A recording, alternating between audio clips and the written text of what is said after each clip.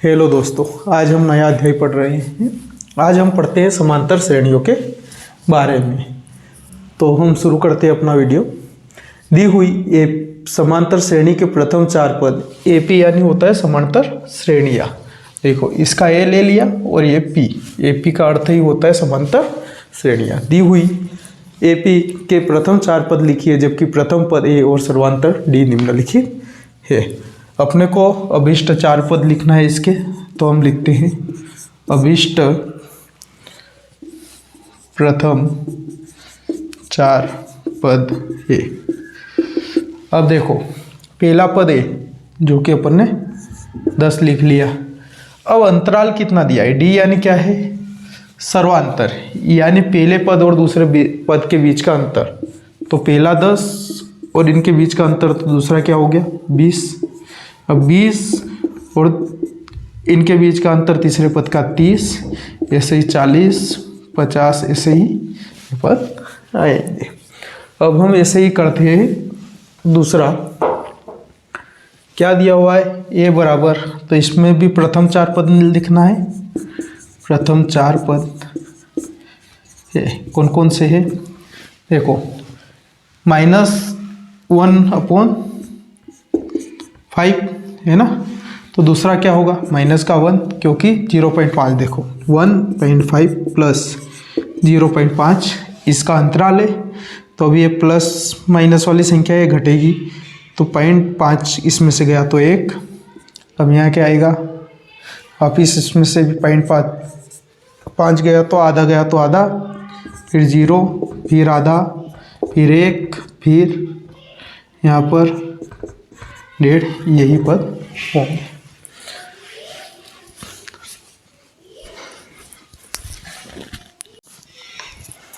अब हम अगला सवाल देखते हैं।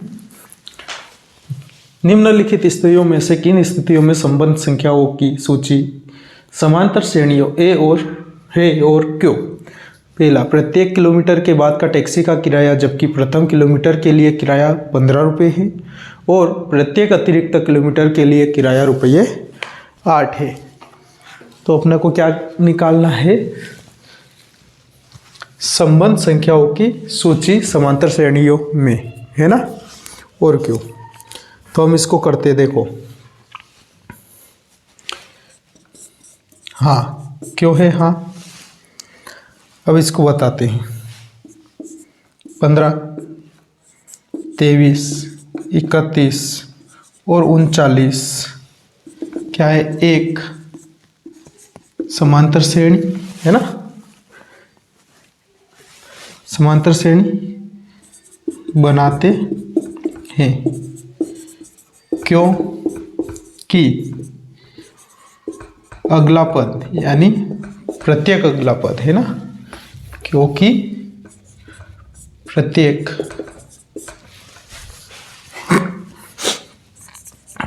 अगला पद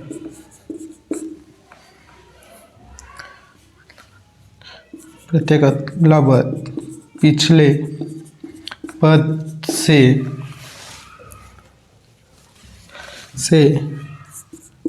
एक निश्चित संख्या 8 जोड़ने पर बनता है ना। देखो, हमने लिखा है हाँ संबंध है समांतर श्रेणियों में। क्यों? क्योंकि इसने पहले ही दे रखा है कि प्रथम किलोमीटर के लिए किराया कितना है? 15 और प्रत्येक अतिरिक्त किलोमीटर के लिए का 8। तो पहला 1 किलोमीटर तो 15 रुपये में चलेगा। उसके बाद क्या होगा? अगर दूसरा किलोमीटर चालू हुआ तो वो भी 8 में चलेगा, तीसरा किलोमीटर भी 8 में, तो इसमें 8 जुड़ते जाएंगे। चौथा किलोमीटर फिर जहाँ तक भी जाओगे 8 रुपये ही पर किलोमीटर के हिसाब से लगेंगे। तो यहाँ पर 8 जोड़ने पर अपने पास कितना प्राप्त हुआ? 23। इसमें 8 जोड़ेंगे 31, इसमें 39। तो ये क्या है? इनके बीच जो अंतर है वो प्रत्येक पद के बीच का अंतर कितना है? 8। तो ये समांतर श्रेणी बनाते हैं। अब इसका दूसरा सवाल देखते हैं। निम्नलिखित स्थितियों में किन स्थितियों में संबंध संख्याओं की सूची एपी है और क्यों? इसका सेकंड सवाल है। खाते में प्रत्येक वर्ष का मिश्र धन, जबकि रुपये 10,000 की राशि 8% वार्षिक दर वार्षिक की दर से चक्रवृद्धि ब्याज पर जमा की जाती है। तो अब ये समांतर श्रेणी है या नहीं, तो हम लिख लेंगे नहीं, क्योंकि चक्रवृद्धि ब्याज में क्या होता है, मूलधन हर बार जुड़ता है और ब्याज जुड़ता है, तो ब्याज तो हर साल का बढ़ते जाएगा ना, तो उस स्थिति में नहीं होगा। क्यों नहीं होगा, उसका कारण लिख लेते हैं। राशियाँ 10,000 है ना, उसके बाद 1+8/100 की घात 2 एक साल, उसके बाद सेकेंड साल ये हो जाएगा। फिर क्या होगा, फर्स्ट साल का तो एक ही रहेगा, सेकेंड साल ये होगा तो सेकेंड बार में ये हो जाएगा, ये सेकेंड साल का। फर्स्ट की लिखने की ज़रूरत नहीं, पर आपको समझने के लिए लिख दिया है। ये सेकेंड, तीसरे साल क्या होगा, फिर वही 10,000, फिर 1+8/100 है ना। ये क्या है, ये ब्याज है ना, वार्षिक ब्याज।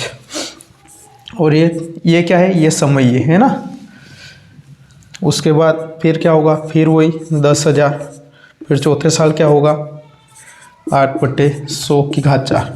अब देखना, इसके और इसके बीच का जो अंतराल है, वो इन दोनों के बीच का अंतराल, वो इसमें और इसके बीच का अंतराल, ये ऐसे ही। इसके बाद अगर फिर लिखते हैं 10,000 1+8/100 की घात 5, तो इनके बीच का अंतराल समान नहीं होगा, है ना। समान होना चाहिए, अगर वो समान आता है तो ही वह समांतर श्रेणियों में आता है, जो कि समांतर नहीं होगा। तो अपन लिख लेंगे सर्वांतर समान नहीं है ना। तो दोस्तों, हमारी वीडियो आपको पसंद आई हो तो हमारे चैनल को सब्सक्राइब और लाइक करना ना भूलें। धन्यवाद।